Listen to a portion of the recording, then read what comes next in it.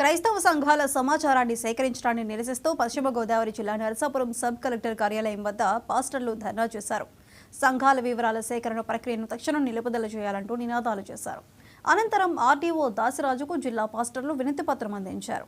పాలకొల్లు ప్రాంతానికి చెందిన ఆర్ఎస్ఎస్ కార్యకర్త ఆర్టీఏ ద్వారా జిల్లాలోని క్రైస్తవ సంఘాల వివరాలు కోరటం జరిగింది. దాన్ని అడ్డుపెట్టుకుని అధికారులు సంఘాల వద్దకు వచ్చి వివరాలు చెప్పాలని ఒత్తిడి చేస్తున్నారని పాస్టర్లు ఆవేదన వ్యక్తం చేశారు. దీన్ని తక్షణం నిలుపుదల చేయాలని, లేని పక్షంలో న్యాయపరంగా పోరాడతామని పాస్టర్లు హెచ్చరించారు. అంతేకాదు ఎక్కడ చూసిన క్రైస్తవ్యం మీద దాడి చేస్తున్నారు. అసలు క్రైస్తవులు ఈ దేశానికి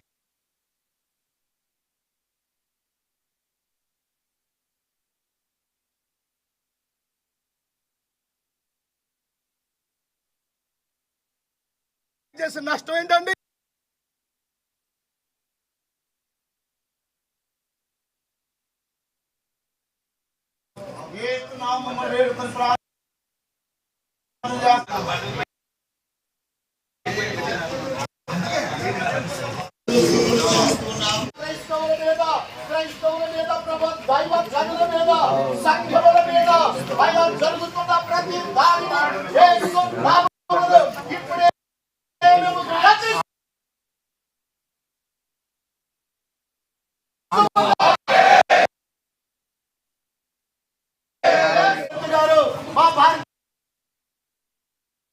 దేశానికి ఇచ్చినటువంటి ఓట్లు కావాలి, సామరస్యాన్ని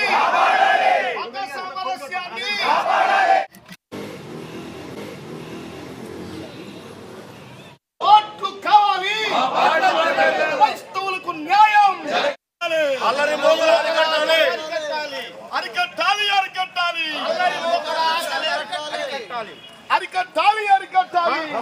అంతేకాదు ఎక్కడ చూసిన క్రైస్తవ్యం మీద దాడి చేస్తున్నారు. అసలు క్రైస్తవులు ఈ దేశానికి చేసిన నష్టం ఏంటండి?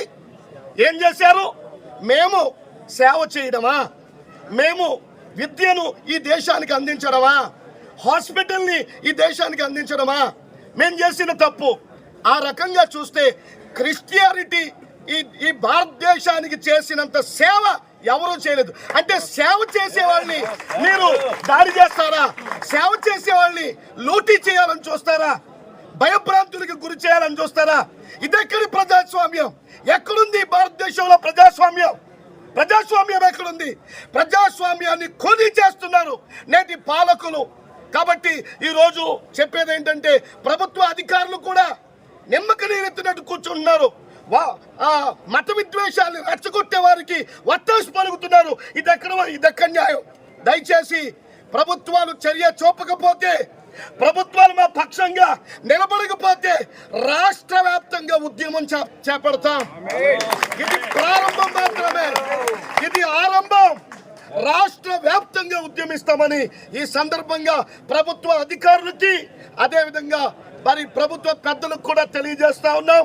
మరి చంద్రబాబు గారు, మరి మన ముఖ్యమంత్రి వర్యులు నారా చంద్రబాబు నాయుడు గారికి, అదేవిధంగా డిప్యూటీ సీఎం గారు అయినటువంటి పవన్ కళ్యాణ్ గారికి, ముఖ్యంగా మరి నారా లోకేష్ గారికి మేము విన్నవించుకునేది ఒక్కటే, క్రైస్తవులకు భద్రత కల్పించే విధంగా మీ పాలన ఉండాలని మెమోరాండం సమర్పించడం జరిగింది. కారణం ఏంటంటే మా క్రైస్తవ సేవకుల మీద, సంఘాల మీద రైట్ ఇన్ఫర్మేషన్ యాక్ట్ ద్వారా ఇన్ఫర్మేషన్ ఒక వ్యక్తి గ్యాదర్ చేస్తున్నాడు.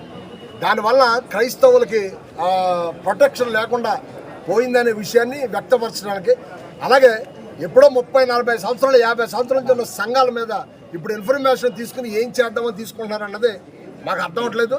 అవసరమైతే మేము హైకోర్టు వరకు వెళ్తాం. చట్టపరంగా చట్టానికి లోబడే మేము చర్యలు తీసుకుంటే మేము సిద్ధంగా ఉన్నాం.